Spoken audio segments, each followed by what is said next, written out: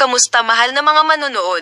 Tinatanggap ko kayo sa aking channel. Narito ako muli na may magandang video.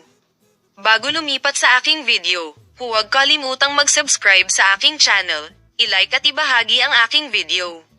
Maghihiwalay sina Tuba Büyüküstün at Engin Akyurek. Tuba Büyüküstün ako ang punto ng pahayag ng paghihiwalay. Isang kahanga-hangang pahayag ang ginawa ni Engin Akyurek sa kanyang social media account tungkol sa paghihiwalay. Hindi nagtagal si Tuba Büyüküstün sa pagtugon pagkatapos niyang sabihin, "Mahal kong puting puso, ang lahat ay tungkol sa pera at materyal na mga bagay." Inihayag ni Engin Akyurek na nagsampa siya ng diborsyo laban sa kanyang asawang si Tuba Büyüküstün. Ipinaliwanag niya kung bakit siya umalis.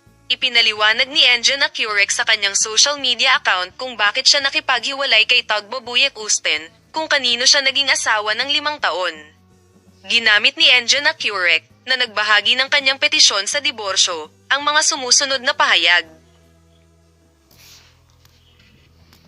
Ngayon, nag-apply ako sa Beykoz isang family court para hiwalayan ang aking asawa, si Tuba Büyüküstün, na 7 taon ko nang kasama, nang may labis na pagmamahal at pagsusumikap, at nagsampa ako ng kaso ng diborsyo sa pamamagitan ng aking abogado.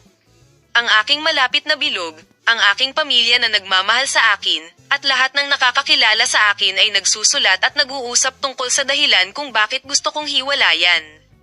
Dahil alam ko ito, gusto kong magsulat dito. Ayon sa mga salita ni Engin Akyurek, ang tanging dahilan kung bakit ako nagsampa ng diborsyo at gusto ko ng diborsyo ay dahil hindi ako masaya ngayon. Akala ko ang relasyong ito ay kasal ng pag-ibig at pagmamahal, ngunit ito pala ay tungkol sa pera at materyal na bagay. Napagtanto ko ito ng huli at mahirap. I decided to divorce because I decided to live a happy and peaceful life, patuloy niya.